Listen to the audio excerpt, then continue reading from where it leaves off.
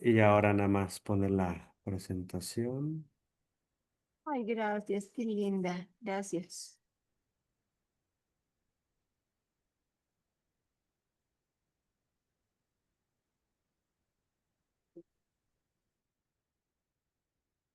Está ya, ¿verdad? Ujú.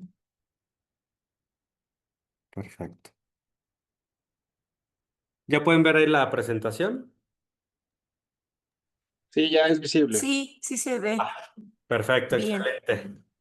Pues muy bien, pues vamos a darle, vamos a empezar con la presentación del capítulo 3 del tomo 2 del Capital. La verdad es que es muy interesante que estemos haciendo este trabajo colectivo, ya leyendo los diferentes capítulos que representan este segundo libro de Karl Marx. Es un trabajo que, pues como hemos estado haciendo de manera colectiva, hemos leído cada capítulo del Capital y bueno, es muy, muy interesante ponerlo en contexto, ¿no? Entonces, digamos, para tratar de ir generando el análisis de lo que es la obra de Marx, siempre conviene tener en cuenta el contexto general, que como bien se sabe, lo que hace Marx en su crítica de la economía política es, en primer lugar, de manera histórica, él parte de una crítica a la religión, ¿no?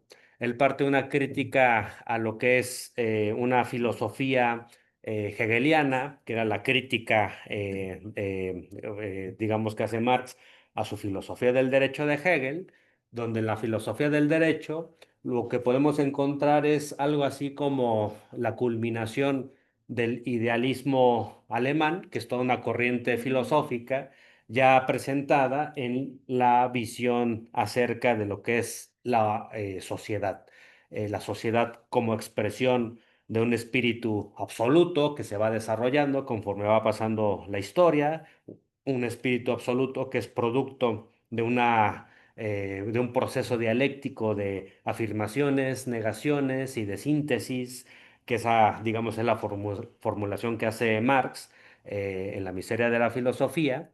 Pero digamos, Hegel, a su vez, él en la ciencia de la lógica habla de diferentes razones que van chocando a lo largo de la historia y estas razones van generando historia, van generando instituciones y van generando derecho. Y ya digamos en el contexto de la filosofía del derecho, lo que vemos en Marx es que él cuestiona la idea de que, y esta es una idea profundamente hegeliana que está en este libro, que todo lo real es racional y que todo lo racional es real. Lo que va a decir Marx es que no es verdad eso. Va a decir que el capitalismo es un sistema profundamente irracional, pero que tiene una lógica interna, una racionalidad interna, ¿no? Y ahorita vamos a ir avanzando en torno a ese planteamiento. Pero lo que aquí me parece importante decir es que Marx hace un cuestionamiento a la filosofía de su época, que es una filosofía que se centra sobre todo en una caracterización del sujeto que es capaz, uno, de pensar en términos epistemológicos, de ahí la noción de revolución copernicana de Kant.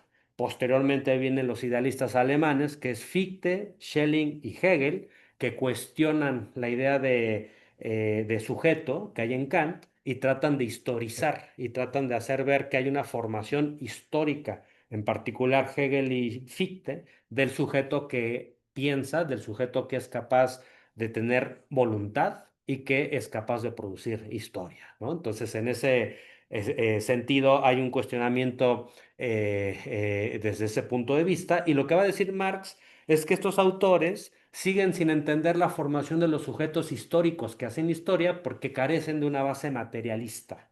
De ahí viene la crítica de Engels, viene la crítica de Marx, primero en ideología alemana, la Sagrada Familia, la miseria de la filosofía, y posteriormente viene la crítica de la economía política, que ya es un momento en el cual lo que se centra el análisis marxista es en estudiar la economía política clásica de su tiempo. La economía política que estaba expresada en la obra de Adam Smith, David Ricardo, John Stuart Mill, entre otros, que tratan de hacer ver, sobre todo en estas épocas, cuál es la base económica de la sociedad, cómo la sociedad produce sus medios de subsistencia, cómo la sociedad se estructura en clases, cómo la sociedad entra en un conflicto distributivo por los recursos, cómo la sociedad tiene un Estado que a su vez puede tener un papel en el mercado, en la producción, y en ese sentido Marx realiza una crítica de esta economía política. Es interesante aquí mostrar que lo que Marx entiende por crítica es una manera kantiana de verlo, porque él está entendiendo las condiciones de posibilidad de la economía política. ¿Cuáles son las condiciones de posibilidad? Uno, que permiten el pensar, digámoslo así, lo económico, y aquí es donde Marx sitúa el análisis de los economistas políticos no como personas que ven lo universal desde lo universal, sino están situados en un espacio social donde existen clases sociales y desde ahí expresan el punto de vista de quienes, en el caso de Smith, en el caso de Ricardo, en el caso todavía de John Stuart Mill, de la burguesía que está iniciando un proceso de pensarse a sí misma, un proceso de autoconciencia y ya en particular con lo que sería otros autores que ya John Stuart Mill es uno de ellos, la visión de la burguesía industrial, ¿no? Entonces Marx trata de hacer esa caracterización de quiénes son los sujetos que están pensando la crítica de la economía política, por eso lo sitúa para entender las condiciones de posibilidad de ahí, pero también él dice, ahora vamos a situarnos desde el punto de vista no de la burguesía, o no del rentista, como es el caso de Malthus, que Robert Malthus expresa la visión del rentista, sino más bien hay que ver el punto de vista de la nueva clase trabajadora que está emergiendo con la revolución industrial y que está en este sentido empezando a organizarse en sindicatos, que está ya, digamos, en plena revolución industrial, generando una lucha de clases por su propia condición material, ¿no? Entonces, lo que hace Marx es ofrecer también el punto de vista de la clase trabajadora para ver cómo desde el trabajo se ve el sistema. Y por otro lado, a su vez, las condiciones de posibilidad de lo que es la economía política, de pensar la economía política, pues está básicamente dada también por el desarrollo de la historia. Entonces, lo que trata de hacer Marx todo el tiempo es poner en su justa dimensión, otra vez en el sentido kantiano, los diferentes contextos, para hacer ver que la economía política de su tiempo no es una ciencia de lo universal, es decir, Smith, Ricardo, John Stuart Mill no generaron una visión de lo que sería las leyes universales del desarrollo histórico de la humanidad, sino más bien generaron una visión muy particular que es el capitalismo, ¿no? Entonces Marx sitúa en ese sentido su crítica. El objeto de la crítica de la economía política es, por un lado, los pensadores de la economía política, pero en este proceso de cuestionar, de criticar, de analizar y de buscar la superación dialéctica de su obra, él va produciendo no solamente un rechazo de estos autores, no solamente se trata de negarlos, sino de retomar sus núcleos de verdad y desarrollarlos en una teoría todavía más amplia que está expresada en su crítica de la economía política en un sentido positivo, es decir, en categorías que sí nos dicen lo que hay en el mundo, ¿no? De ahí que Marx haya desarrollado esta obra, El Capital, que pues él empieza a pensar en esta obra aproximadamente en 1855, por ahí más o menos, hasta su muerte, hasta 1883. Es un periodo de más de 40 años, un periodo de 40 años, donde él está constantemente pensando y repensando y repensando y criticándose a sí mismo para producir su obra magna, que es una obra inconclusa, pero digamos, él lo que busca generar con el capital es un conocimiento abarcador, totalizador, general del sistema capitalista, el cual va a entender en al menos dos partes. Uno, lo que es el proceso de producción, que ya lo vimos en el tomo uno del Capital, y lo que es ahora el proceso de circulación, que es el objeto de estudio del tomo 2 del Capital. Pero siempre Marx va a tener en mente que producción y circulación son una unidad. En todo caso, lo que está haciendo Marx en este tomo es analizar de una forma, por decirlo así, más analítica estos momentos del desarrollo de la producción y de la circulación capitalista, pero en general lo que va a hacer ya en el tomo 3 del Capital es estudiar el proceso global, la producción y la circulación en conjunto. Y ahí vamos a ver cómo emergen fenómenos que él va a ir analizando constantemente. Bueno, digamos, parte de la manera en cómo se ha ido trabajando la crítica de la economía política desde el seminario que hemos estado impulsando, tiene que ver también con poner énfasis en la noción de abstracción, que es un tema que, al menos en mi caso, es una de mis principales líneas de investigación, entender el concepto de abstracción de Marx, porque no puede haber ninguna ciencia que pueda generar conocimiento sin generar abstracciones. La física, la biología, la química, las ingenierías, todas usan la abstracción. Y en el caso específico de la economía, también. Entonces, en este contexto, ¿cómo desde la crítica de la economía política Marx está entendiendo la abstracción? La está entendiendo uno como ese proceso en el cual se forman categorías, categorías que nos van a dar una manera de poder caracterizar el mundo. En este sentido, conviene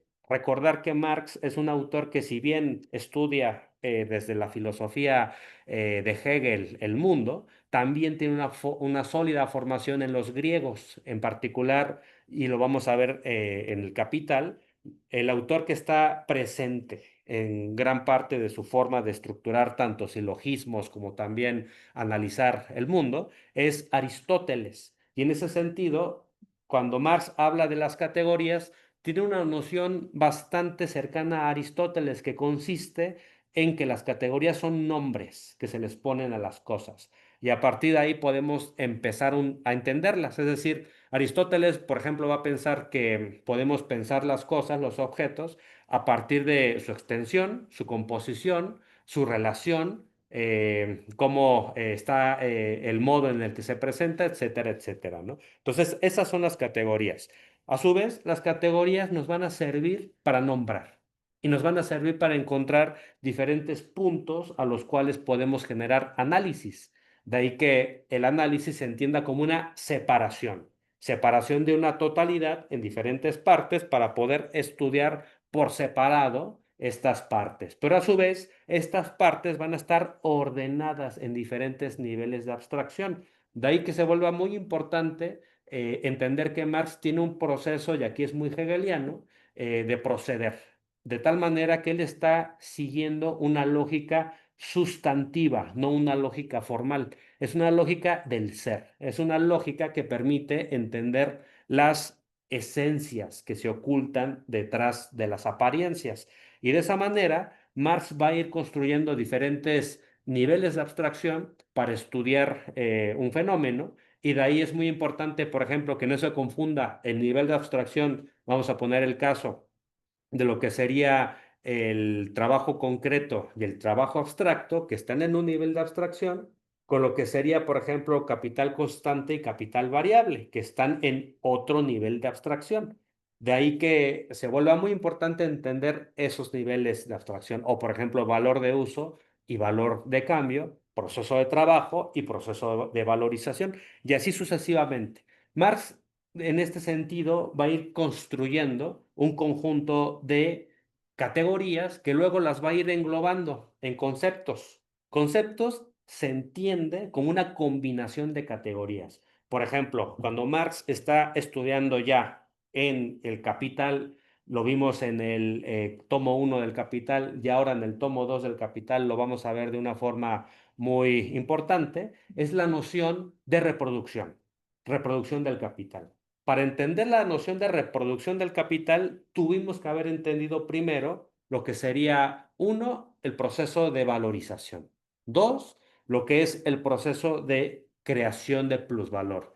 Y tres, cómo el plusvalor regresa al proceso de valorización. Y el plusvalor puede o no ampliar, digamos, la reproducción, ¿no? Y ahí vamos encontrando diferentes elementos. Eso es muy importante porque los conceptos nos ayudan a integrar, nos ayudan a generar a su vez una visión del mundo, ¿no? Y a su vez, estos conceptos, lo que se busca es ordenar, por un lado, nuestra experiencia sensible en términos epistemológicos para poder entender lo que está pasando y por otro lado, nos muestran también la relación de la esencia y la apariencia. De ahí que Marx no solamente le interesa estudiar las esencias que están detrás de las apariencias. Si solo le interesara la esencia, sería en efecto un esencialista y en eso sería un platónico, en el sentido de que las apariencias no importan, solo las esencias, del mismo modo en que diría Platón, no importa cómo se nos presentan las diferentes sillas,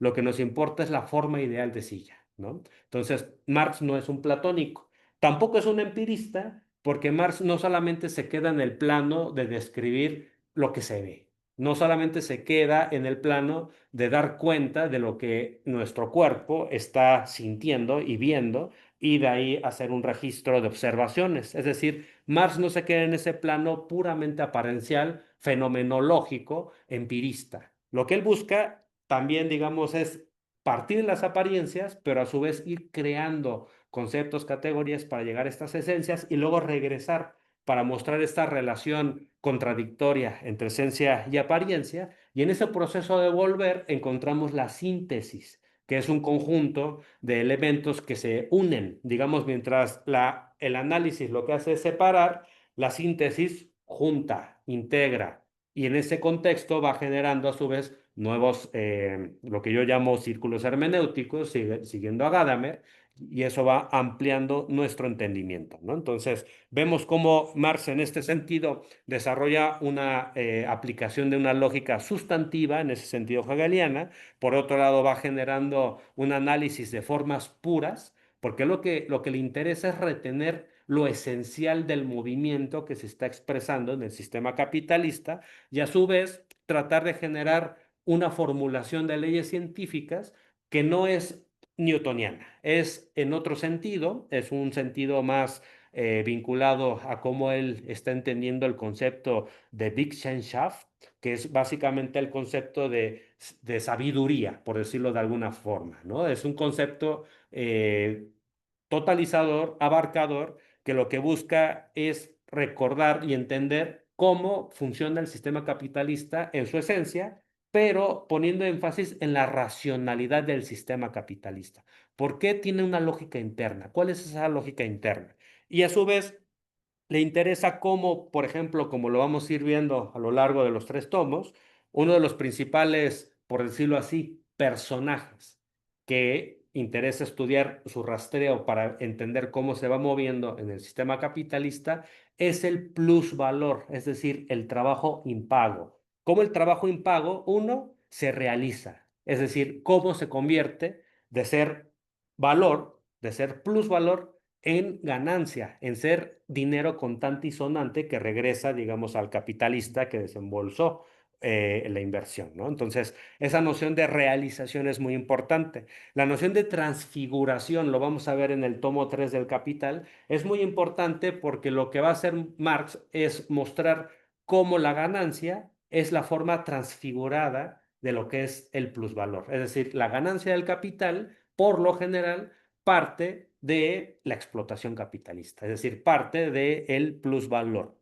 Y a su vez, todo esto, lo que va a decir Marx es que se va ocultando con el concepto de mistificación. Se oculta de tal manera que muchas veces los economistas lo que hacen es analizar el proceso solamente desde el puro plano apariencial, desde el puro plano del mercado. El mercado es lo que se ve. El mercado es lo que experimentamos toda vez que compramos, por ejemplo, un servicio. Cuando venimos en autobús o cuando venimos en el tren, compramos un boleto y ahí, digamos, tenemos la experiencia sensible de que se compra y se vende, ¿no? La mercancía, los celulares, la comida, la ropa. La cuestión es que si nos quedamos puramente en el plano de las apariencias, se van a ocultar los procesos de producción que van a hacer posible lo que vemos, ¿no? y a su vez la tesis del fetichismo, que es una tesis que Marx va a ir trabajando, que Marx puso mucho énfasis en esta noción, ahora que estoy leyendo los Mega 2, tiene este doble componente que Marx mismo lo va a mencionar. Tiene un componente, por un lado, que tiene que ver con la parte metafísica y por otro lado, que tiene que ver con la parte que tiene que ver con la teología, ¿no? Entonces son elementos que nos permite ver cómo el sistema capitalista se estructura, se convierte en un ser social, siguiendo la terminología de Lukács, pero a su vez tiene ese componente religioso, porque se requiere que se fomente una especie de idolatría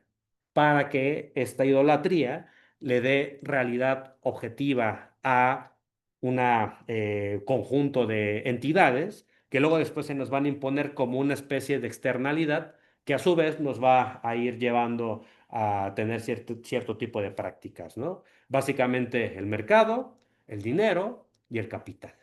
Que eso no es posible sin la interacción de los sujetos. Pero a su vez, esta interacción que tenemos hace que emerjan estas entidades, se nos impongan como externalidad y a su vez tengan este carácter incluso hasta coercitivo. Si nosotros no hacemos, por ejemplo, reformas en favor del mercado, los mercados nos castigan, ¿no? Pero ¿quiénes son los mercados? Esa es una cuestión. ¿Quiénes contribuyen a que se genere el mercado? Pues todos nosotros. Entonces, digamos, esa es ahí una cuestión muy importante de lo que tiene que ver con la noción de fetichismo. Bueno, digamos, un poco para poner el contexto de la aproximación epistemológica, metodológica y ontológica, es que hice este pequeño recorrido sobre el concepto de abstracción de Marx, y aquí lo que pongo es la importancia de la noción del trabajo abstracto. Aquí lo único que me interesa mostrar, digamos, aquí el texto está directamente en alemán, lo que me interesa retener, que se retenga, es la idea de que una vez que Marx analiza lo que es el proceso del intercambio entre las diferentes mercancías, él lo que va a hacer es una abstracción del valor de uso para quedarse con el valor de cambio. Y el valor de cambio lo va a entender como un trabajo abstracto, donde el trabajo abstracto sería una objetividad fantasmal. Ese es el término original que él va a usar, Gegenständlichkeit. Digamos, ese es el concepto que él va a usar, ¿no? En términos de objetividad, porque es lo que hay, ¿no? Esa objetividad está subyacente, está ahí, digamos, en los procesos de intercambio, ¿no?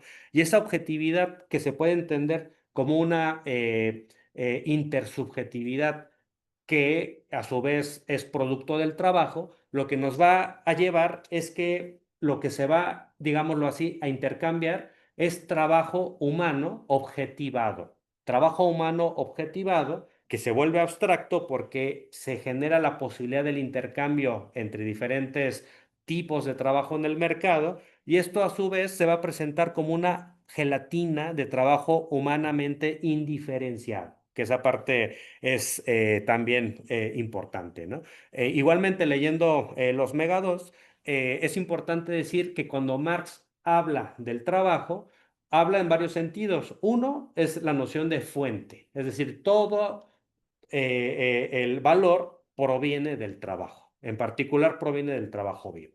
Pero a su vez va a usar otros términos, sustancia, sustancia del valor, y por otro lado va a usar el concepto de magnitud del valor.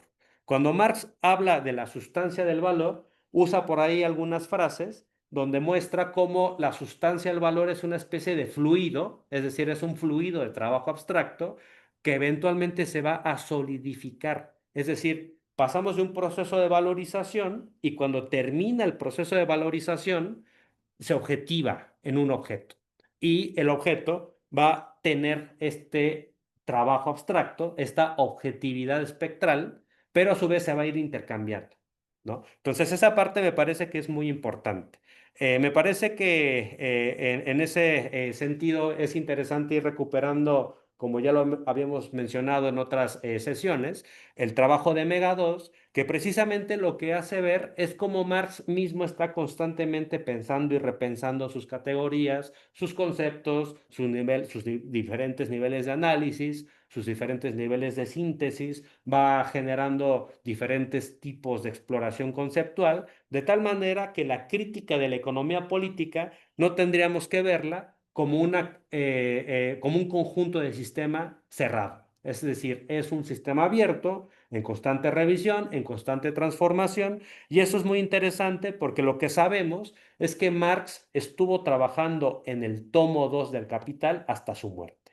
Es decir, él tenía en 1865 un primer borrador de los tres tomos, de ahí se produce en 1867 la publicación del tomo 1 del Capital.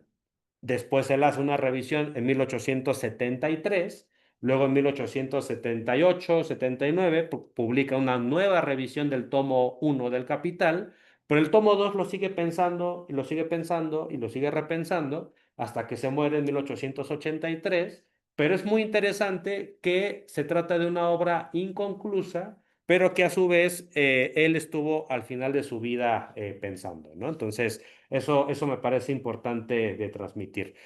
Y aquí ya entramos de lleno al tomo 2 del Capital. Aquí Marx lo que va a estar trabajando es precisamente lo que es la noción de capital, cómo el capital se va transformando. Él va a estar hablando de lo que es la metamorfosis del capital, esta transfiguración, esta realización, esta manera de irse moviendo, digamos, el ser en diferentes momentos de su desarrollo, de su despliegue, y va a ir generando ciclos.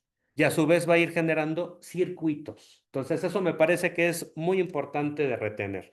Marx en el tomo 1 del Capital, si recuerdan, usa la expresión la fórmula general del capital.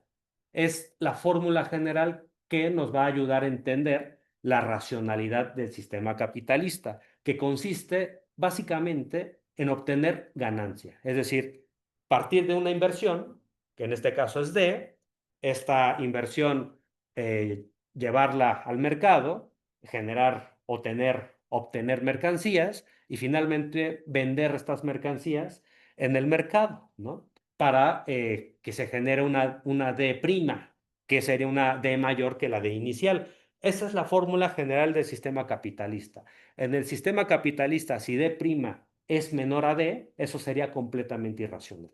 D prima tiene que ser siempre mayor a D, ¿no? Eso es un tema muy importante, porque lo que impera en el sistema capitalista es el interés propio. Lo que impera en el sistema capitalista es el lucro. Lo que impera en el sistema capitalista es obtener cada vez más y más y más ganancia.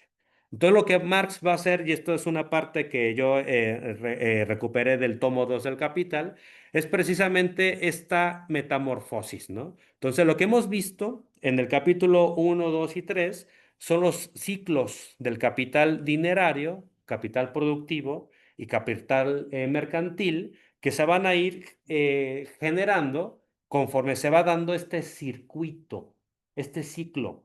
Es decir, cómo partimos, por ejemplo, de dinero, el dinero compra mercancías, las mercancías se llevan al proceso de producción, en el proceso de producción hay una valorización, ahí se crea una nueva mercancía con plusvalor y esta mercancía con plusvalor se vende en el mercado, ¿no? Eso lo encontramos aquí.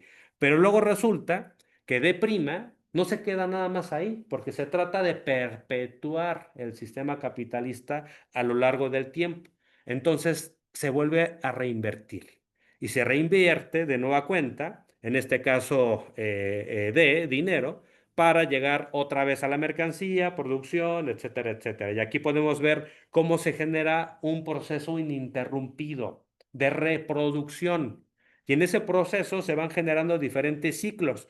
El ciclo del capital dinerario, el ciclo del capital productivo, el ciclo del capital mercantil. Es muy importante una cosa que se mencionó en la sesión pasada, que el único capital que puede generar todo este ciclo, el ciclo del dinero, que se convierte en mercancía, después capital productivo, capital mercancía de nueva cuenta y otra vez capital de dinero, es el capital industrial. ese capital industrial es el que va a dominar, por un lado, la esfera de la circulación y la esfera de la producción.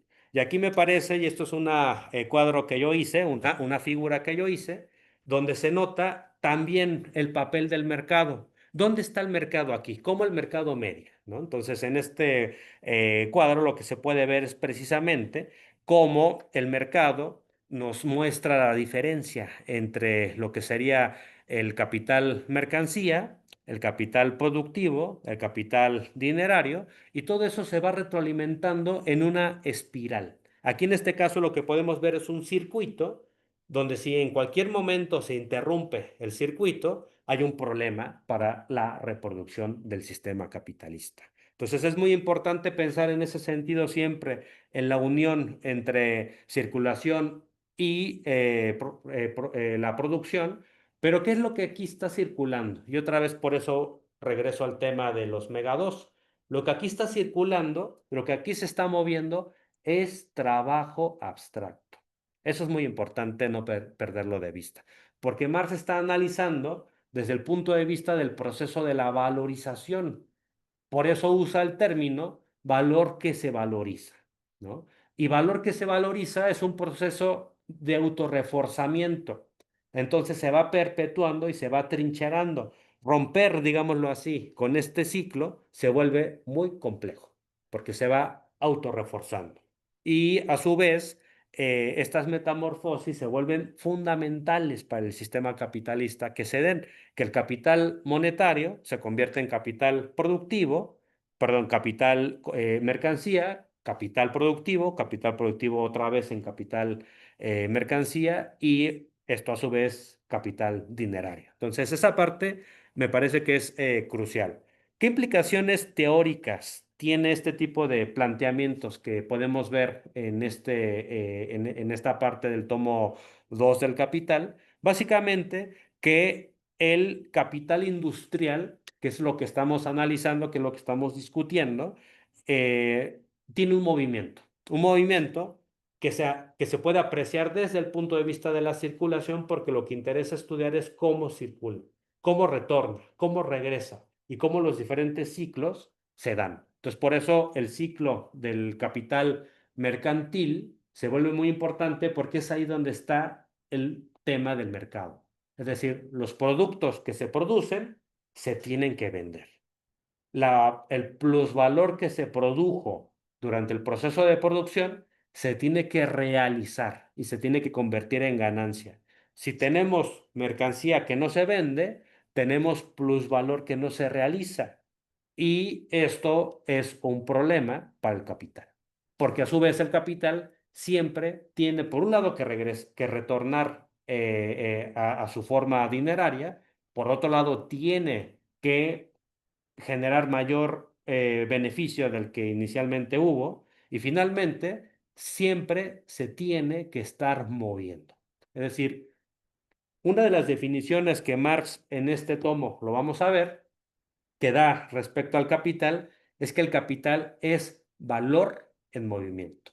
Eso es muy importante, porque si tenemos, por ejemplo, maquinaria que no se usa, eso deja de ser capital. Si tenemos personas que son expulsadas de su puesto de trabajo y no se les integra al proceso de producción y de valorización, desde el punto de vista del capital, dejan de ser capital variable, ¿no? Y si tenemos tierra que no se usa, también esto deja de ser capital.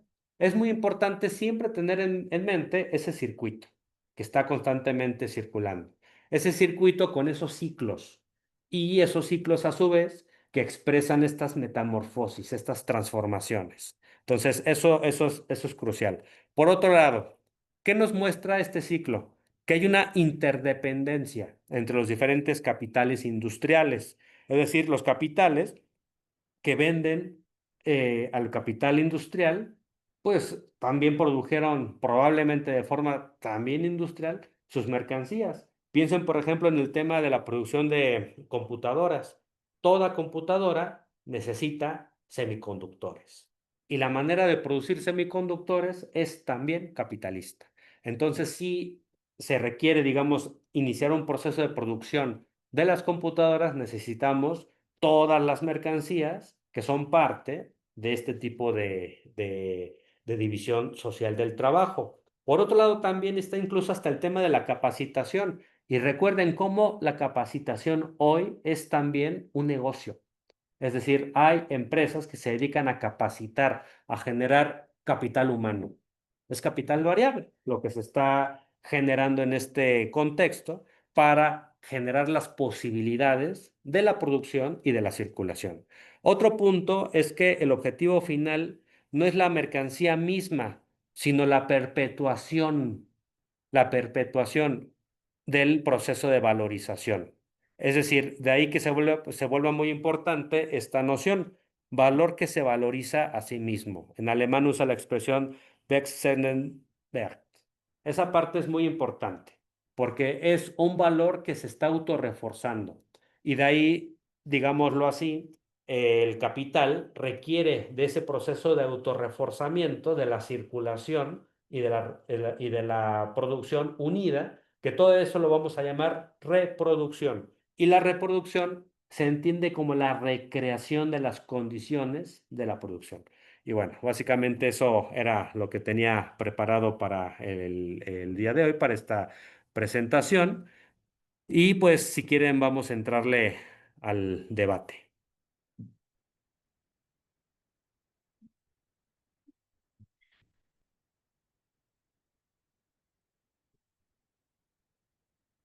Veo que están acá varias personas conectadas. Está Oscar Adauto, está Isaac Miranda. Entonces, bienvenidos compañeros. Bueno, no sé si quieran intervenir. También si quieren escribir, con toda confianza aquí abajo pueden escribir. Sí, les voy a pasar la presentación con todo gusto.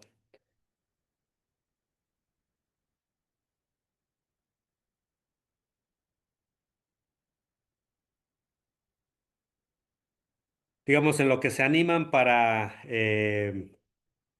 ¿cómo se El- llama? En lo que se animan a participar. hay personas presenciales, Josafat. Ahorita está una compañera, pero ahorita, no sé si quieras también intervenir, Anaí. Bueno, ahora el día de hoy, nuestro compañero Alberto se va a unir más tarde porque está en un evento. Nuestra compañera Ruth tuvo que ir a Colombia, de hecho, está ahora mismo en un evento en Bogotá. Y bueno, un compañero acaba de llegar, pero yo creo que si quieren pueden ustedes pedir la palabra y podemos eh, intercambiar.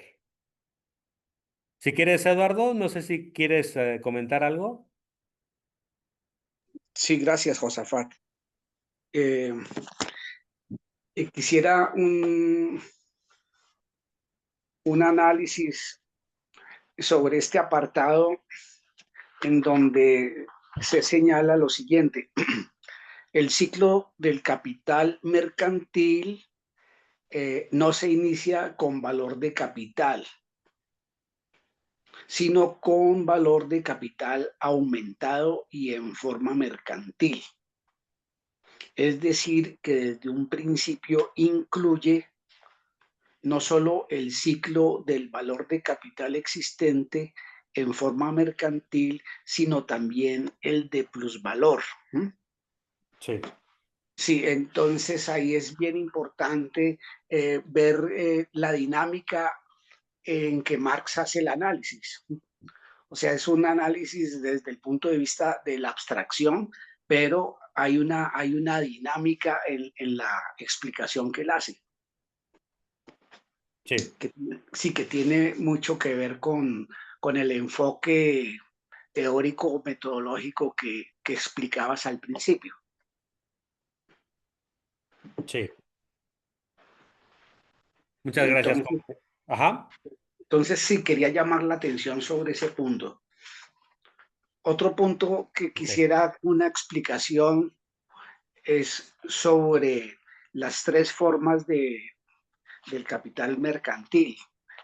La forma uno de se convierte en D', la forma 2P M' y luego se transforma en D', mercancía más producto más P'. Sí, Y luego la fórmula de la forma 3. Y sí, luego esa explicación que tú dabas sobre lo que distingue la forma 3 de las dos primeras es que solo en este ciclo aparece el valor valorizado del capital, ¿m? Y sí, no el valor originario del capital, el que hay que valorizar como punto de partida de su valorización. M' como relación de capital es aquí el punto de partida y en cuanto tal influye de manera determinante sobre todo el ciclo, puesto que incluye ya en su primera fase tanto el ciclo de valor de capital como el de plusvalor. Y porque el plusvalor en parte debe gastarse como rédito, recorrer la circulación M de M y en parte debe funcionar como elemento en la acumulación de capital, si bien no en todos y en cada uno de los ciclos, sí en el promedio. Y más adelante la explicación que hace Marx sobre capital social como suma de capitales individuales. Porque en el esquema que tú presentas está refiriéndose al capital individual. sí, En tal forma, pues que es muy importante esa categoría que usa Marx de capital social como sumatoria de capitales individuales. Y luego da una explicación de cómo es esa relación entre capital individual y capital social, para entender que la explicación que da Marx es en un ciclo abstracto de capital individual aislado, y porque en la realidad existe esa competencia de capitales individuales.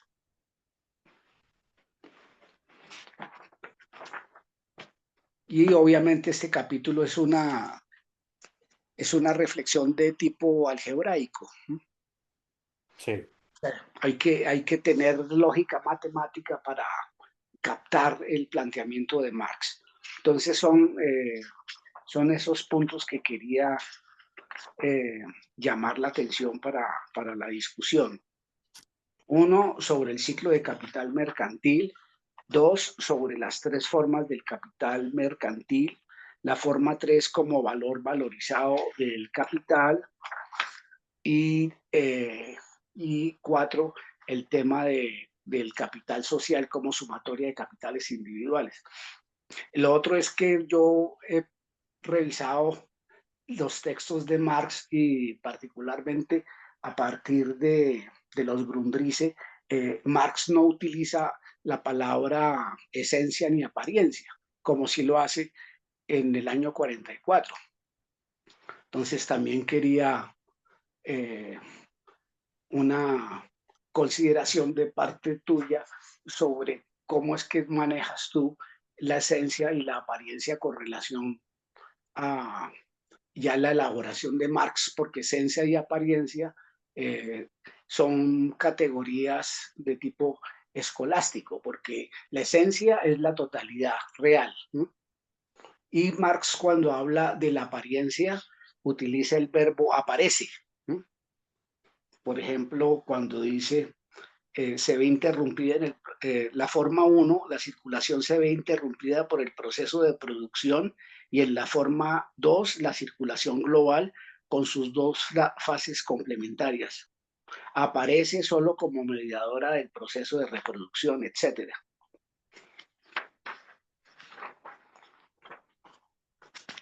Sí, muchas gracias. ¿Tienes algún otro comentario adicional sobre este tema o No, es? solamente ver esa capacidad literaria que utiliza Marx o que tiene Marx para explicar fenómenos, como por ejemplo cuando explica eh, está hablando de la forma 2, ¿sí? Y dice presentación en la cual como D mayúscula y D minúscula solo aparece como medio de circulación evanescente, ¿sí? Entonces ese adjetivo evanescente es algo muy enriquecedor en la fórmula, en la forma literaria de Marx. claro. Sí, Y no, pues totalmente. y tú que tienes el privilegio de leer en alemán el Megados, pues disfrutarás mucho más, ¿no? Sí, no, claro, es un tema ahí que estamos trabajándolo. Eh, bueno, ahí lo que me gustaría comentar es que estamos en el análisis de esta parte del capital.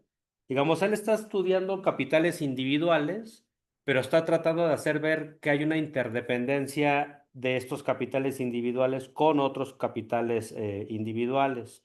Y de ahí que la importancia de entender estos ciclos nos ayudan a entender, por ejemplo, lo que es el consumo productivo, ¿no? Que eso lo menciona en esta parte, que es básicamente ver cómo se relacionan unos capitales con otros capitales, porque lo que están consumiendo en términos de producción es el consumo es lo que produjeron otros capitales, ¿no? Entonces, esa parte me parece que es muy importante.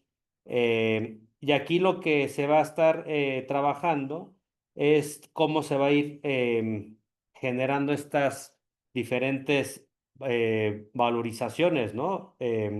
Digamos, cómo para pasar de D a D', tiene que haber un proceso de producción donde se genera esta valorización, ¿no? Entonces, esa parte me parece que se vuelve muy importante. Y digamos, pues ahora que estoy otra vez mirando el texto, eh, veo que Marx usa muchos ejemplos en efecto algebraicos. Son ejemplos que luego se vuelve complicado porque el propio Marx también, él mismo, como Engels lo menciona y luego otros lo han trabajado, pues a veces luego tiene ahí algunos puntos que pueden ser confusos, ¿no? Pero para mí lo importante de este capítulo es cómo cierra, ¿no? En el sentido de ver cómo la mercancía, el capital mercantil, requiere retornar a ser capital mercantil. Y para que haya ese proceso, se requiere de que haya vendido, digamos, todo el proceso de producción y que eso haya generado pues una ganancia. Entonces, estoy tratando de encontrar una parte que me pareció muy importante. Dice Marx en la página 115. Dice, el ciclo M' se presenta como forma de un capital individual aislado. Por ejemplo, en la agricultura, donde los cálculos se hacen de una cosecha para la otra. En la figura 2 se parte de la siembra, en la figura 3 de la cosecha. O como dicen los fisiócratas, en aquella de los avances adelantos, de esta de los reprices, reingresos. En el 3 el movimiento del valor del capital aparece desde un principio solo como parte del movimiento de la masa general de productos, mientras que uno y 2 el movimiento de M' solo constituye una fase en el movimiento de un capital aislado. Esa parte creo que es muy interesante para ver cómo Marx está pensando en estos retornos, en estos retornos, en estos reingresos, en este capital adelantado que retorna, que para mí eso es lo esencial de esta parte del capítulo. Cierra el capítulo, de hecho, citando a Quesnay, el Tableau Economic.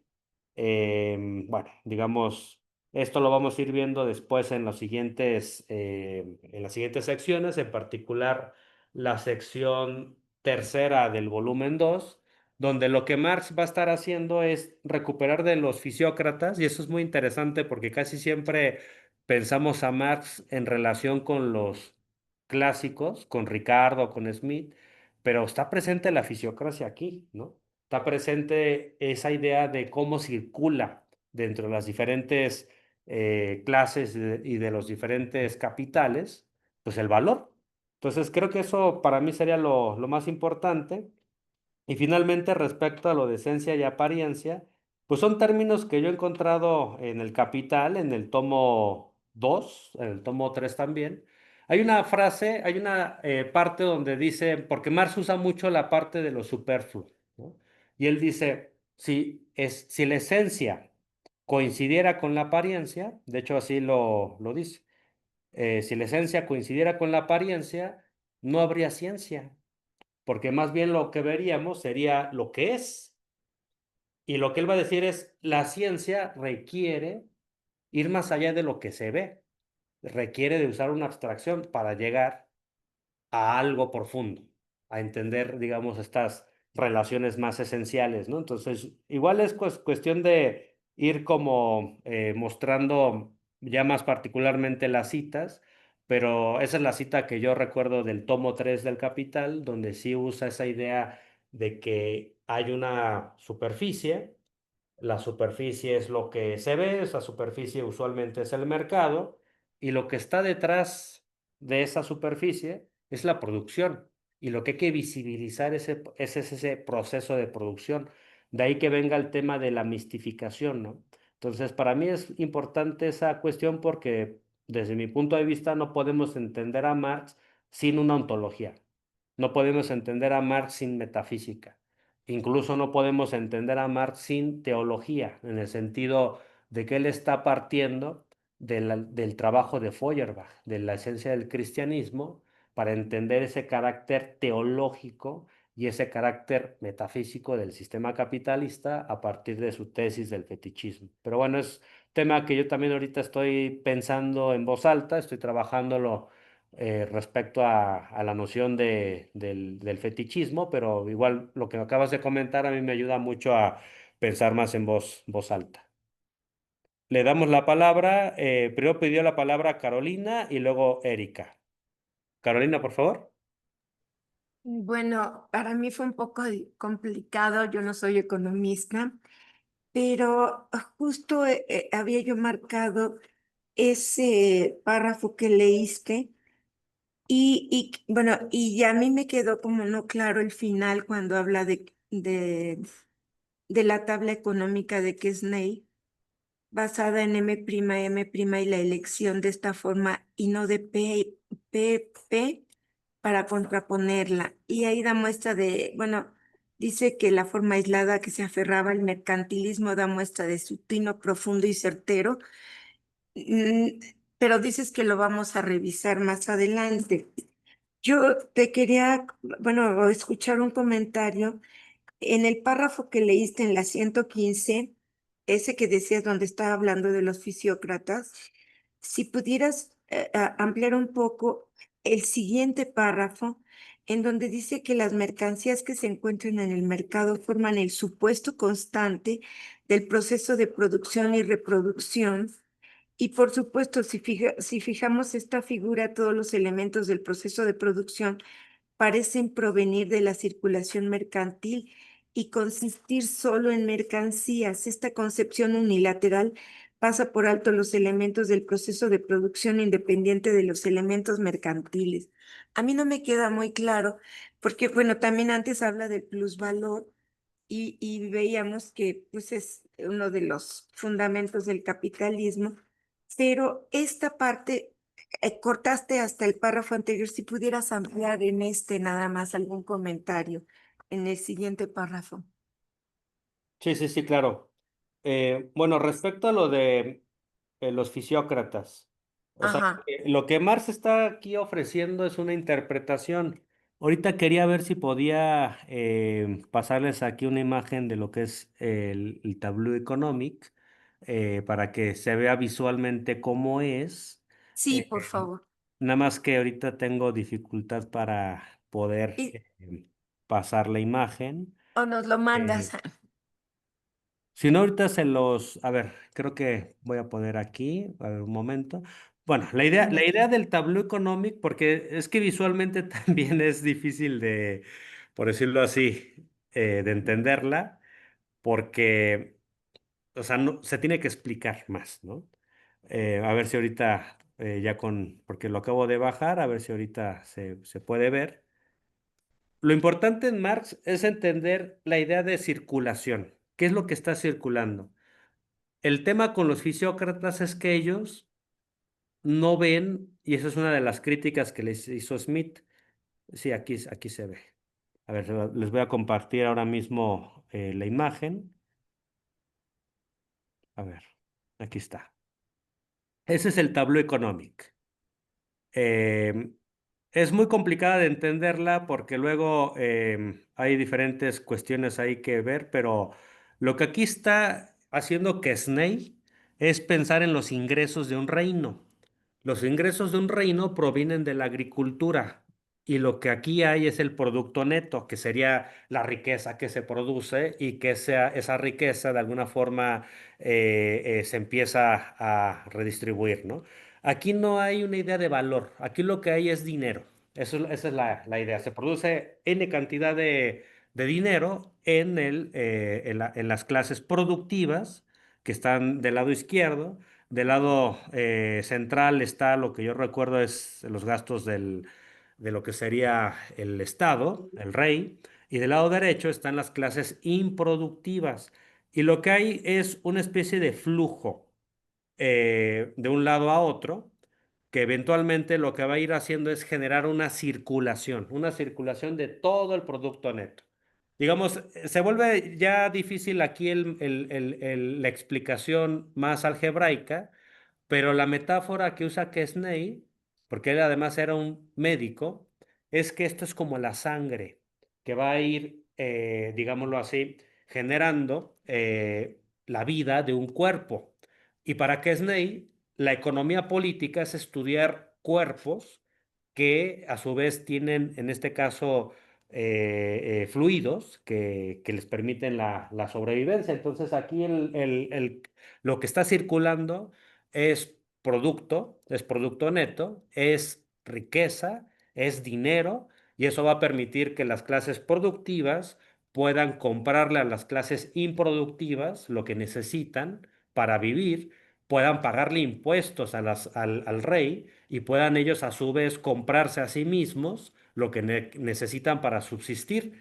Eso a su vez va a hacer que el dinero fluya de las clases productivas a las improductivas y las improductivas que él está pensando que es ahí en ese momento, lo que son los comerciantes, los industriales van a poder consumir de los farmers, de perdón por la palabra, de los campesinos, etcétera, y de ahí van a ir generando demanda y le van a pagar a su vez también ingresos al rey.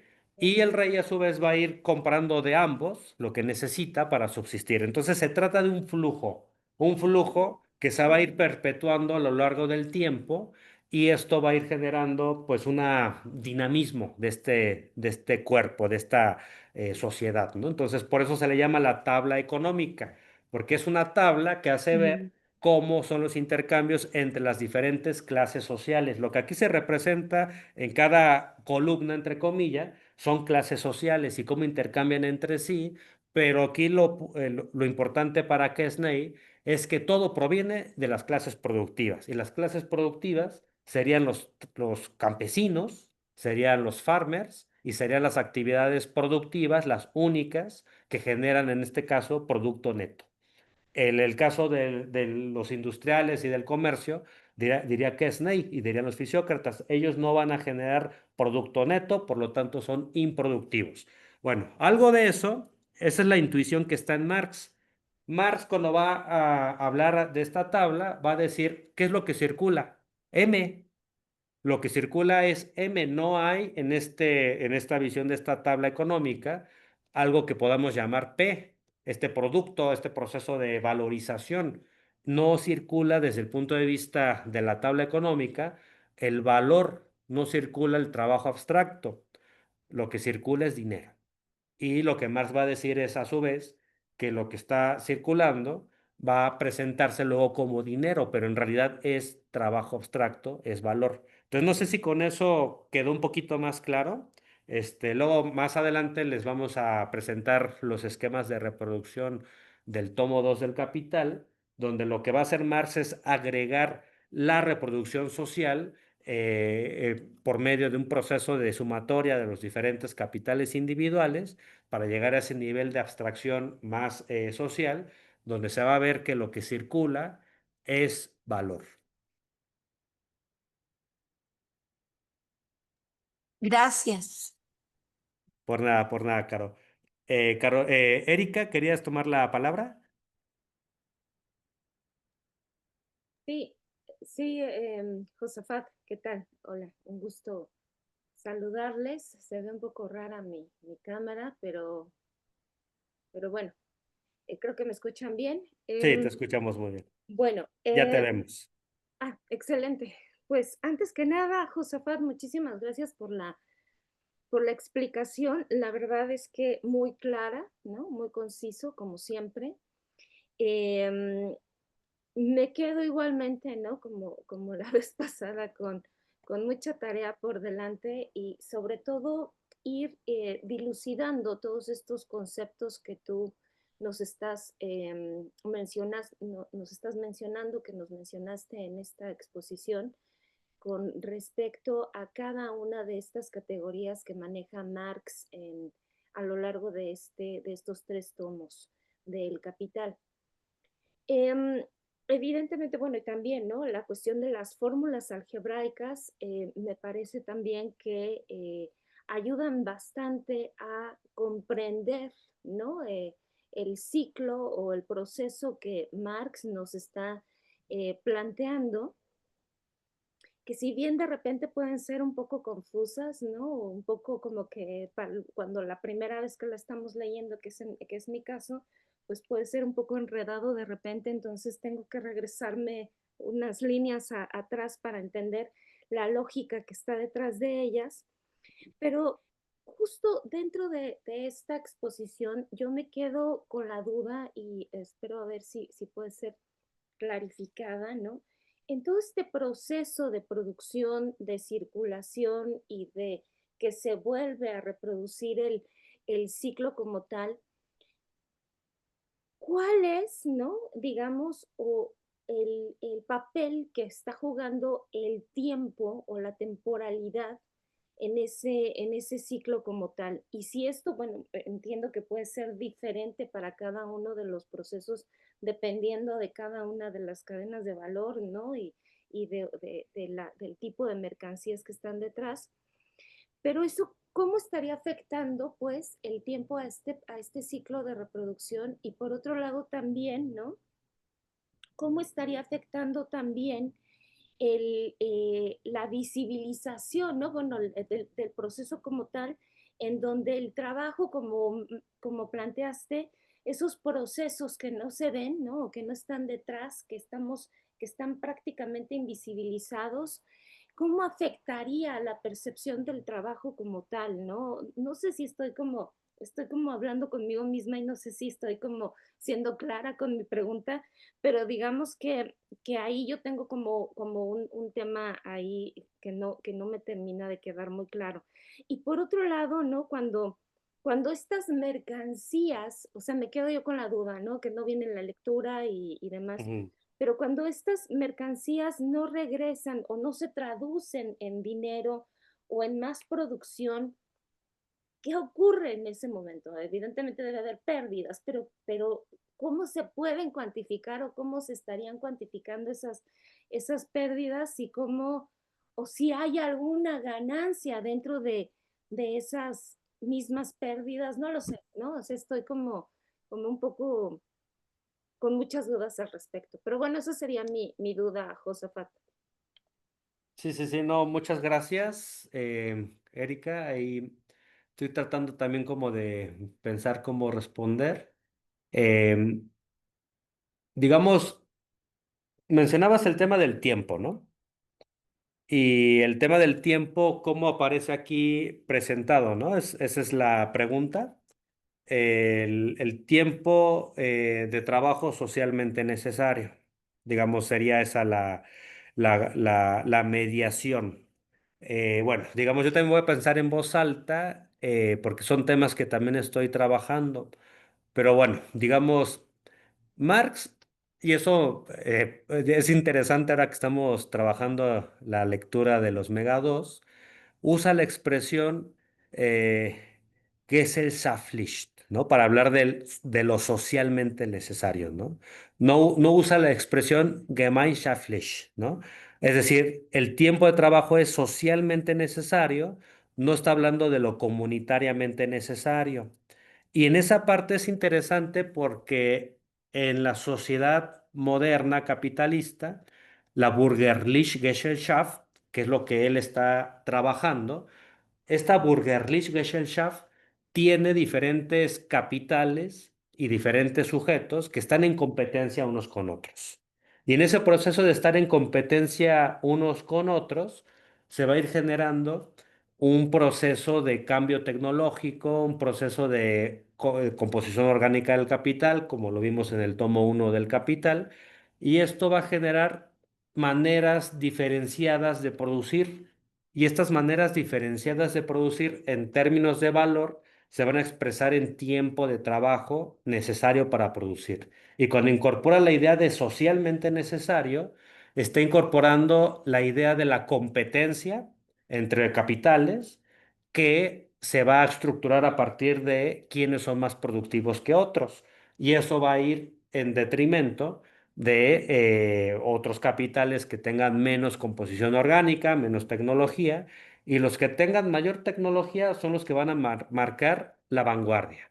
Entonces, el proceso de producción siempre lo van a marcar los capitales que tengan mayor composición orgánica del capital, que tengan mayor composición técnica del capital, es decir, que tengan un capital constante mejor y que sea más, por decirlo así, útil para el proceso de producción y el proceso de valorización, y esos van a marcar el ritmo.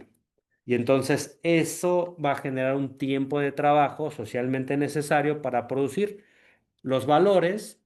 En ese caso, por ejemplo, pensemos en computadoras.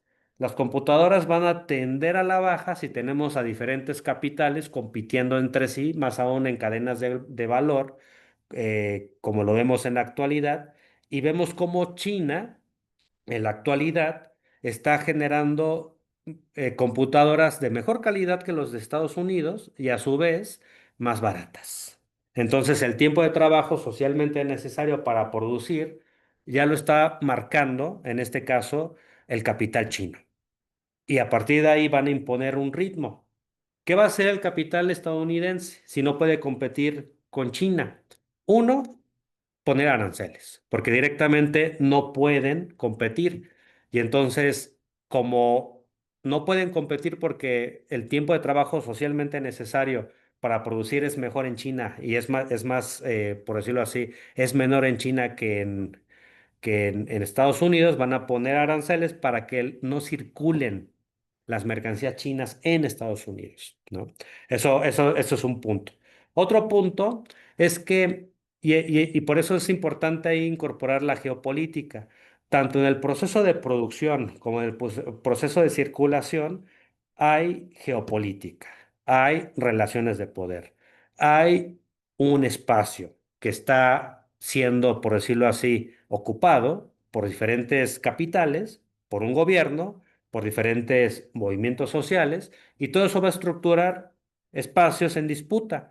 Aquí me parece muy importante la noción de Lefebvre, del espacio creado, el espacio percibido y el espacio producido.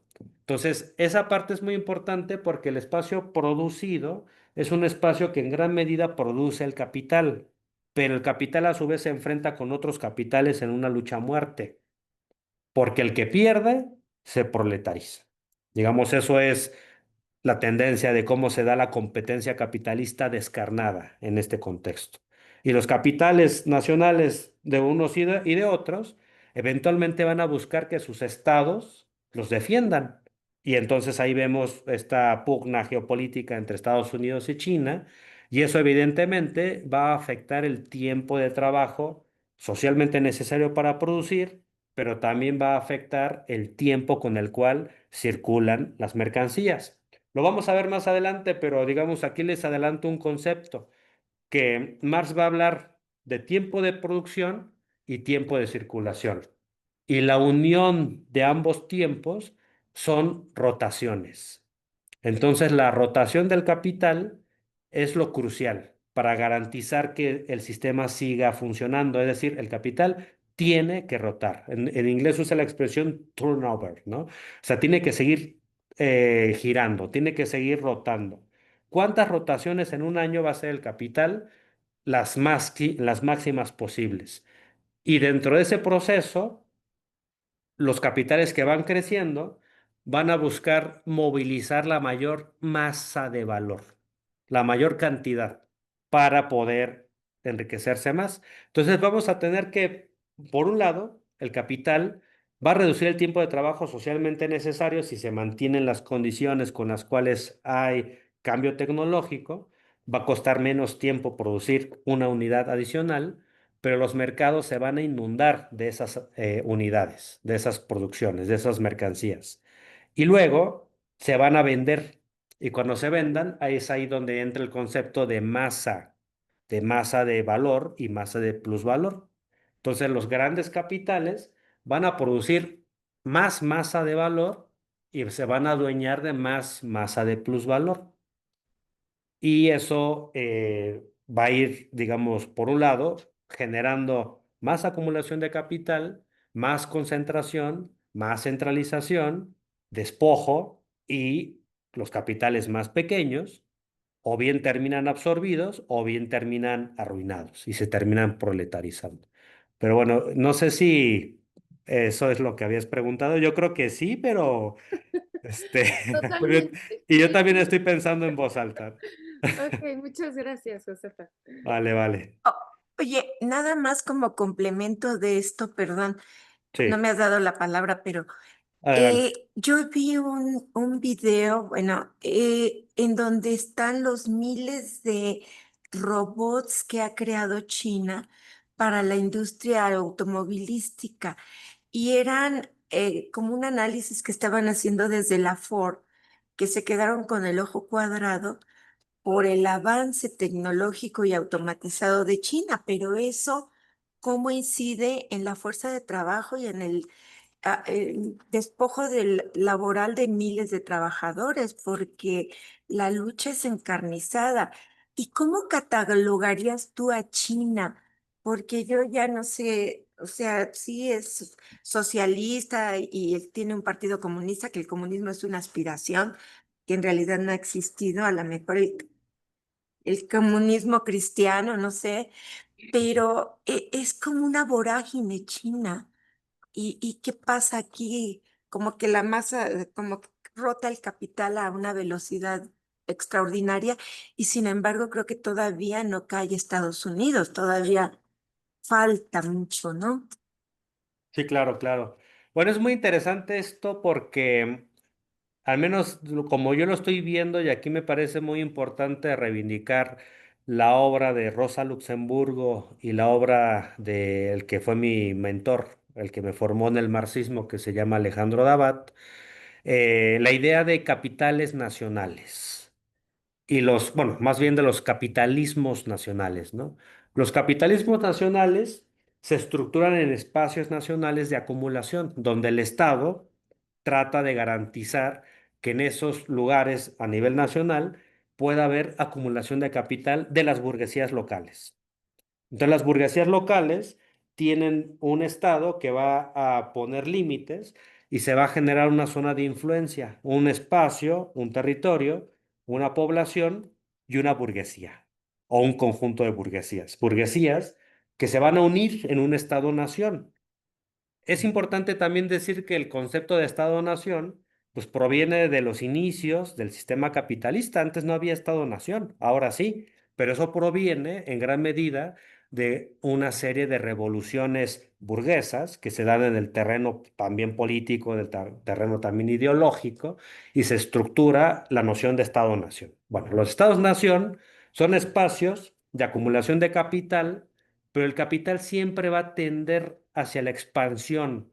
Y en ese proceso de tender hacia la expansión, las burguesías nacionales pueden unirse para formar conglomerados, para formar estados fuertes, para formar potencias, para formar incluso ejércitos, y van a luchar con otros capitalismos nacionales por el control de los mercados internacionales.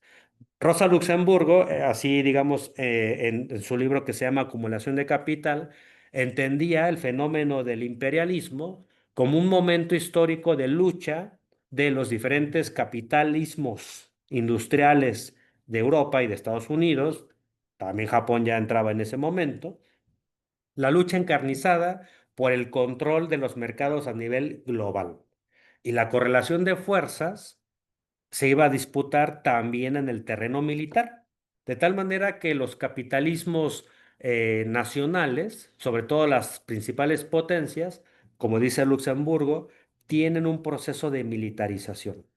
Y entonces se van a disputar el control de los mercados, no solo a partir de vías de competencia económica, de ver quién es más eficiente que quién, sino a partir de una lucha también militar. Entonces, lo que son las guerras mundiales, Rosa Luxemburgo le tocó vivir la Primera Guerra Mundial, pues es producto del desarrollo histórico del sistema capitalista, donde se buscan establecer hegemonías globales, y las hegemonías se establecen con correlaciones de fuerza, ¿no? Entonces, en ese escenario, en ese contexto, hay capitalismos globales que se imponen y capitalismos globales, perdón, capitalismos que resisten. Y en estos momentos lo que estamos viendo es que hay en Estados Unidos un capitalismo que está en crisis de hegemonía y por otro lado en China tenemos un capitalismo que también está en proceso de ascenso. Ahora, el caso de China es muy interesante porque hay capital industrial de primerísimo nivel en China. Hay capital también bancario, hay capital también comercial. Temu es un ejemplo de capital comercial. Tienen empresas informáticas como Alibaba o tienen empresas que producen inteligencia artificial como DeepSeek o BYD, que es un es un capital industrial que produce coches eléctricos. Tienen esos capitales. Ahora, ¿cómo se relacionan esos capitales con el Estado? Es ahí donde está la diferencia con Estados Unidos. Porque en Estados Unidos, las grandes empresas y los grandes grupos empresariales, en primer lugar, son los gobiernos. O sea, es decir, si vemos a Trump, Trump antes de ser político y de ser jefe de Estado, fue un empresario y es un empresario en el poder. Es decir, en Estados Unidos tenemos un Estado que es totalmente cooptado por el poder económico. En el caso de China, tenemos el desarrollo de capitalismos, de capitales, pero quien domina a todos es el Estado, y ahí tenemos el caso de Xi Jinping, que Xi Jinping no es un empresario, es un jefe de Estado. Y él llegó al poder en China precisamente porque el capital chino estaba a punto de tomar el control del Estado chino. Y entonces la respuesta que se dio desde el Partido Comunista fue doblegar al capital chino y someterlo a la dirección del Partido Comunista. Entonces tenemos esa situación. Yo diría que en ambos países hay capitalismo, solo que en China lo que domina es el Estado, lo que domina es una rectoría durísima del Estado y del Partido Comunista, y esta rectoría del Partido Comunista a su vez garantiza que haya una reproducción social para toda la gente.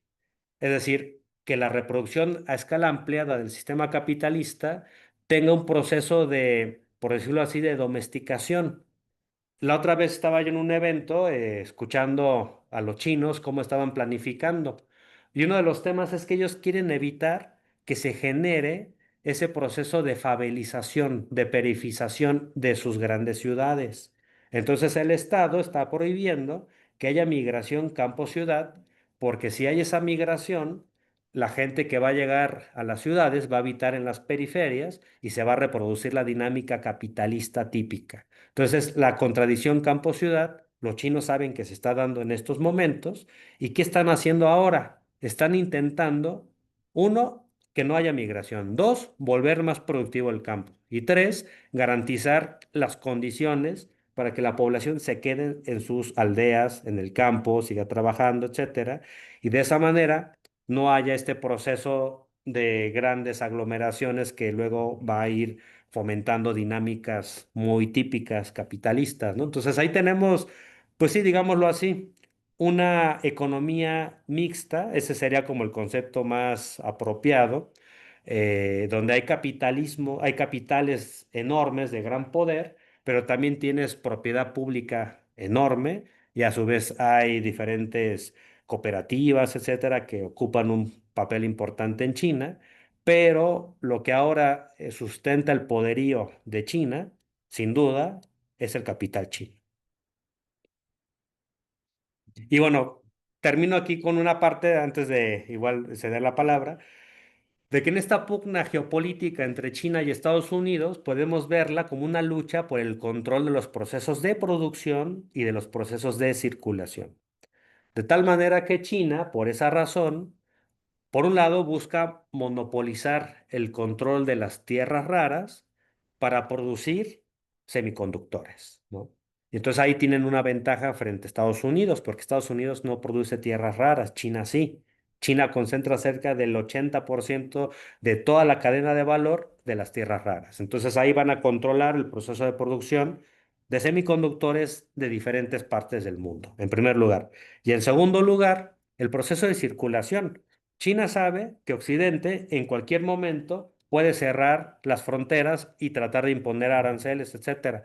¿Cómo está respondiendo? Uno, con el tema de BRICS. Y bien lo dice Dussel Peterson en varias ocasiones. BRICS se escribe con C de China.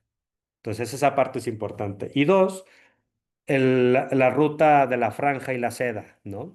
Eh, esa nueva ruta de la seda, etcétera, lo que va a generar, pues es las condiciones para que las mercancías de China puedan circular y se puedan comprar y vender en el mercado global.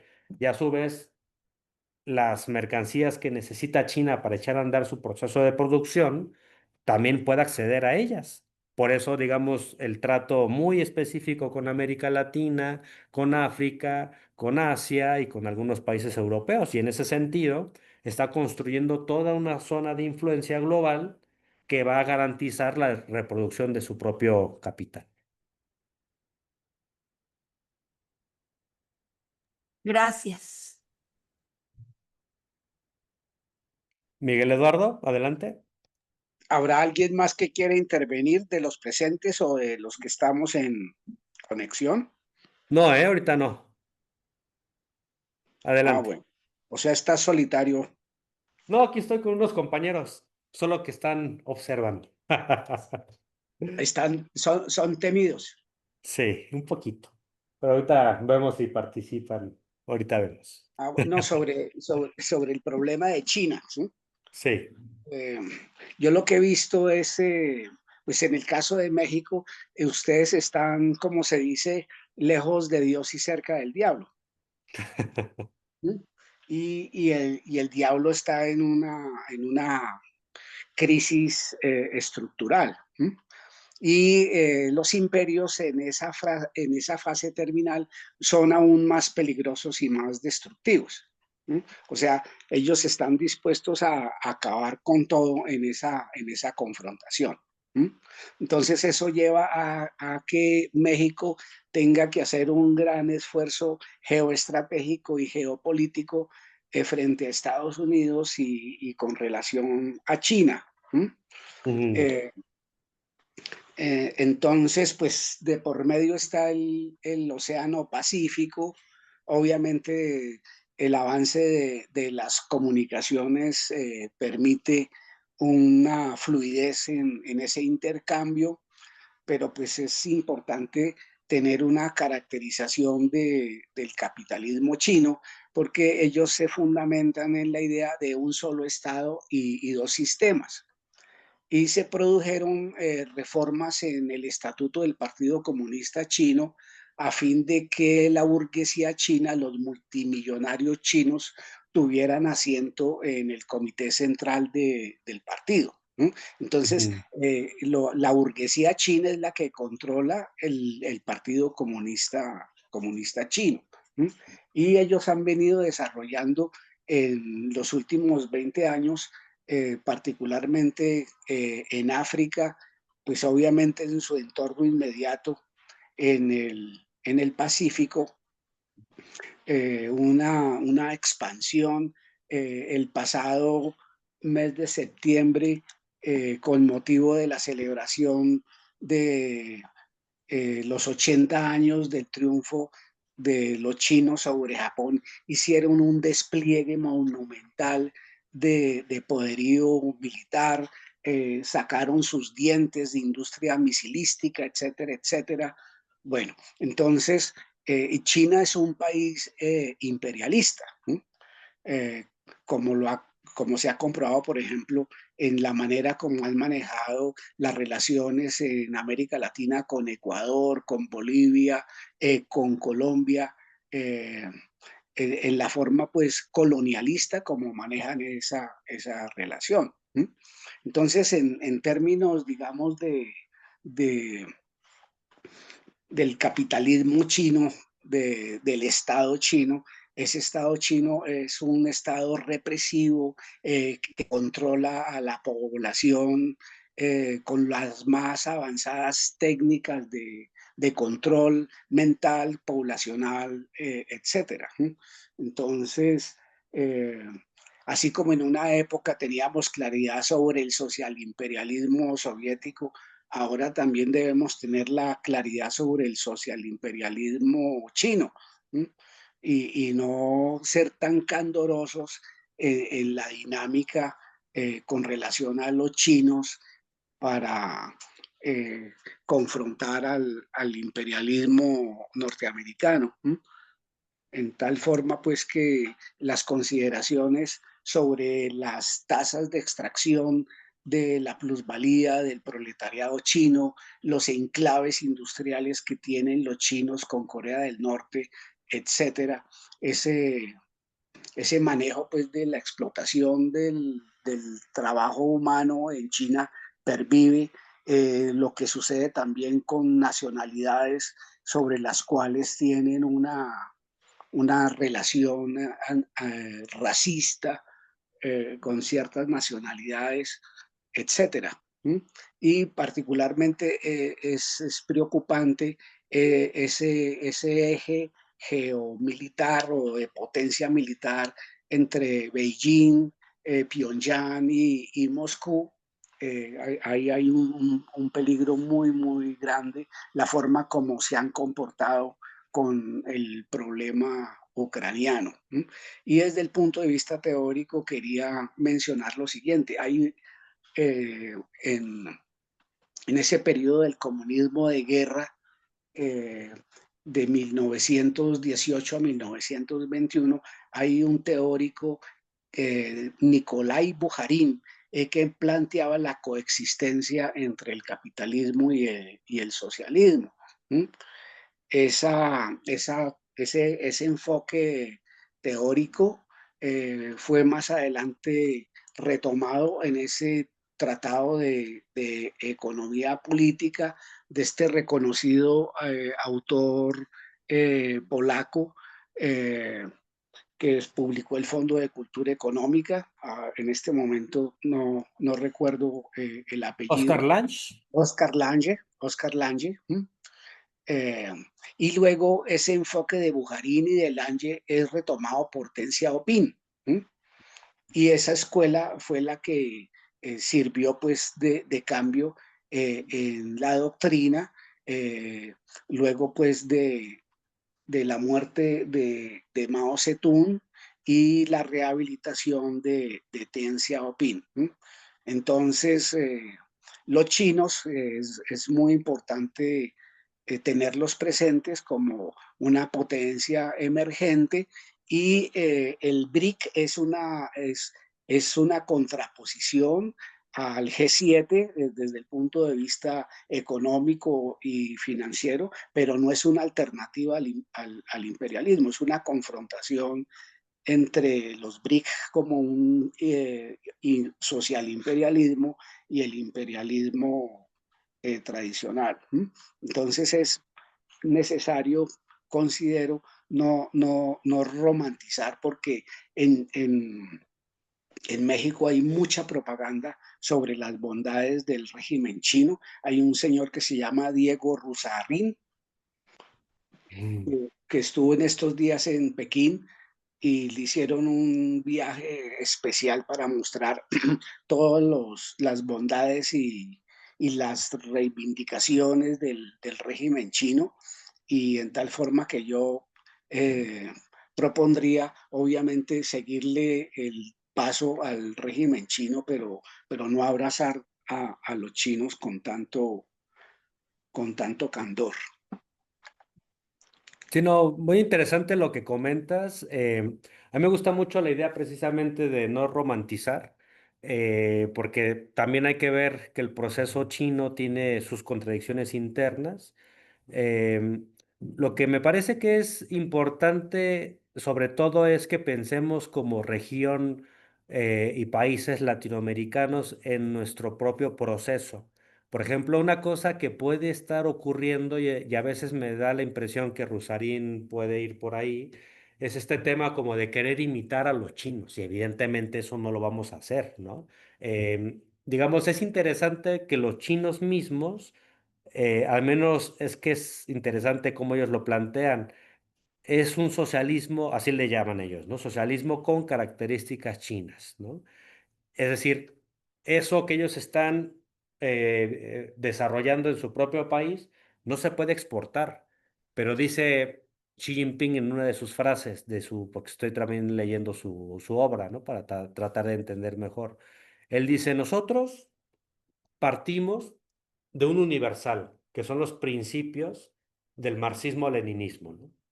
Pero en China, el marxismo-leninismo se tuvo que desarrollar de acuerdo con las características específicas y singulares de China, pero desde China haremos al marxismo brillar, ¿no? Digamos, esa frase me parece muy interesante, muy sugerente para debatir, ¿no? Pero sí creo que es interesante que ellos ven que su proceso no se puede exportar porque es, digámoslo así, inseparable su política industrial de su forma de Estado y también es inseparable su desarrollo económico de sus formas socioculturales. Entonces ellos dirían pues no, pueden conocer, pero pues no nos pueden imitar. Y es ahí donde nosotros tenemos que hacer nuestro trabajo de descolonización. O sea, dejamos de ir a Londres, dejamos de ir a Nueva York para ir a Shanghái y tratar de imitar a los chinos, creo que eso tampoco es la opción.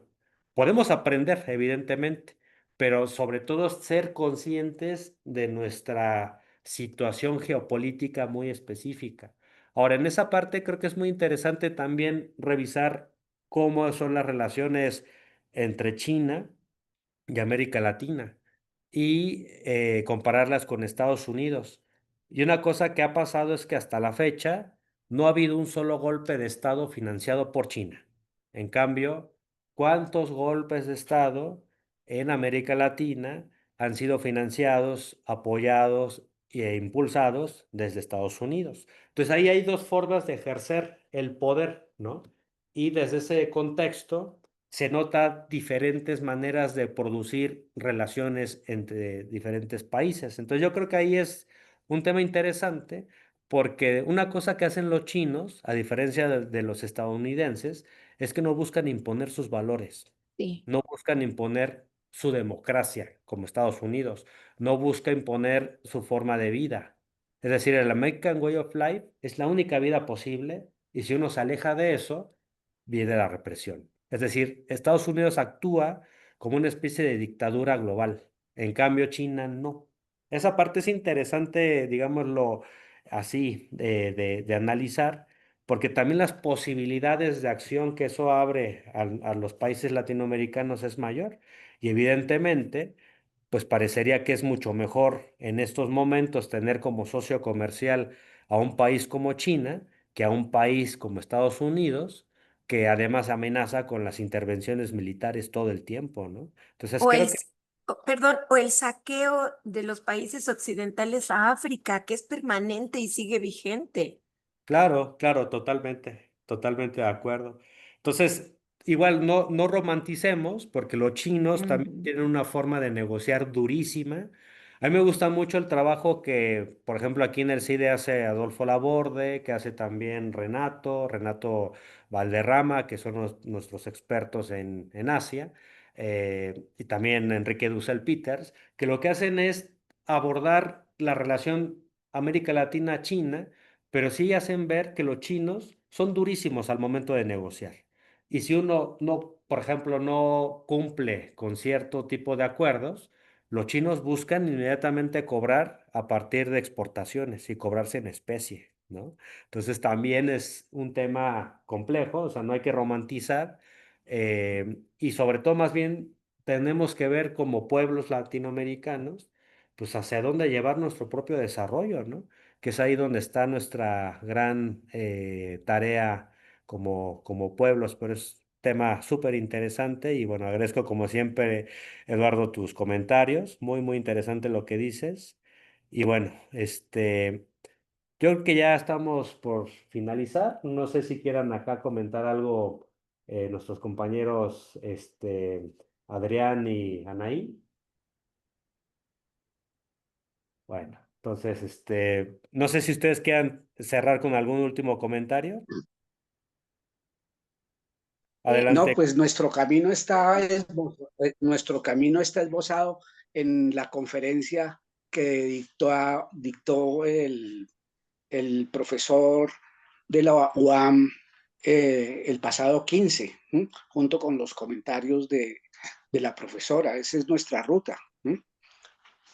O sea, Ah, cómo te lograr refieres a David Barkin, a David Barkin y a la profesora Violeta Carolina. Núñez. Violeta Núñez fue, sí. Violeta, ¿m? Esa conferencia es muy, muy importante. ¿M? Sí, claro, claro, claro. Porque es un aporte, es un aporte para refrescar la lectura del capital en nuestro contexto. ¿M? Claro. Y Esa propuesta que ellos hacen de autogobiernos propios en territorios autónomos. ¿M? es Ese es muy, muy clave, importante. clave, y cómo recoger ese Marx que plantea la vía al comunismo a partir de las comunidades ancestrales. En tal forma que yo no he encontrado en el YouTube esa conferencia que espero que se haya grabado. Está grabada, está en internet. Se las voy a pasar aquí también Ujú. en la lista de correos que tenemos. La verdad Sí, estuvo muy porque interesante, pero sí, esa conferencia es muy aleccionadora. muchas Y, gracias, Miguel Eduardo. y yo también Carolina, recomiendo a Dussel. Tiene Dussel. unos seminarios sobre China y escuchas a los chinos y puedes revisar, Yo, analizar. yo lo que vi de los chinos fue ahí, justo en esos eventos. Ajá, Interesante. ajá. Es muy interesante. Yo les estoy siguiendo y me parece muy interesante porque yo lo hago por curiosidad, no porque esté trabajando en China, pero me parece que es muy aleccionador y es importantísimo tenerlo presente porque como dicen, no son peritas en dulce, son muy rudos, pero tienen una postura distinta y la dice el Xi Jinping que ellos no invaden como lo hace. Llegan, claro, a lo mejor invaden con empresas, ¿verdad? Pero llegan de una manera distinta, como lo que Claro. está haciendo ahorita de forma grotesca Trump, ¿no? Sí, no es muy, muy distinto. Muy burdo, es el capitalismo que siempre decíamos ahí está, pero ahora está totalmente en el cinismo absoluto, ¿no? Y también es la crisis de hegemonía que ahora está Ujú. experimentando Estados Claro, Unidos, claro. junto con una contradicción interna brutal que ya están, parecería, al borde de la guerra civil, ¿no? Exacto, pero no va a llegar inmediatamente China ya como el gran Eso, poderoso, pues no, eso es un es un absurdo porque proceso. se vuelve muy más violento y peligroso un gobierno como Estados Unidos, un imperio en decadencia, ¿no? Porque yo Totalmente de creo que acuerdo. la droga y las armas internas les van a pegar mucho. Y tienes razón, el riesgo de una guerra civil que se Claro, ha planteado por muchos lados, ¿no? claro. Gracias. Pues si quieren, vamos aquí concluyendo. Agradezco muchísimo la presencia de ustedes. Como siempre, este seminario es muy interesante. Es muy interesante escuchar los comentarios, las preguntas, el debate. Es muy, muy interesante y eso es parte de este proceso dialéctico de construcción de colectividad y de pensamiento crítico. Y bueno, agradecemos como siempre al CIDE, agradecemos a nuestra compañera Anaí que hizo posible también este espacio. Ahora nos reunimos en otro lugar porque tuvimos problemas técnicos en el otro espacio, pero bueno. Rápidamente aquí nuestra compañera Anaí sacó adelante este espacio y bueno, agradecemos como siempre su presencia. Les mandamos un fuerte abrazo. Un Hasta abrazo. luego. Chao, Carolina. Adiós, Miguel, Erika, Moy. Adiós. Buenas tardes. Hasta luego. Adiós. Chao, Moisés. Gracias.